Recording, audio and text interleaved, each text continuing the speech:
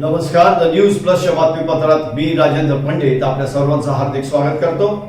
पाहूया आजच्या काही ठळक बातम्या. सोलापुरात विमान सेवा लवकरात लवकर सुरू व्हावी यासाठी खासदार प्रणिती शिंदेंनी केला पाठपुरावा. केंद्रीय विमान वाहतूक राज्यमंत्री मुरलीधर मोहोळ यांची भेट घेऊन दिलं निवेदन. उजनी धरणाची पाणी पातळी 105% झाली स्थिर.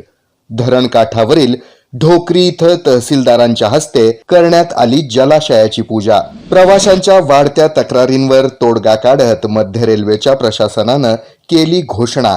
प्रत्येक रेल्वे गाडीला 4 जनरल कोच जोडण्यात येणार असल्याची दिली माहिती. आणि श्रीमंत दगडूशेठ हलवाई गणपती ट्रस्टच्या पुणे विभागाच्या राष्ट्रीय गणेशोत्सव स्पर्धांचं करण्यात आलं बक्षीस वितरण.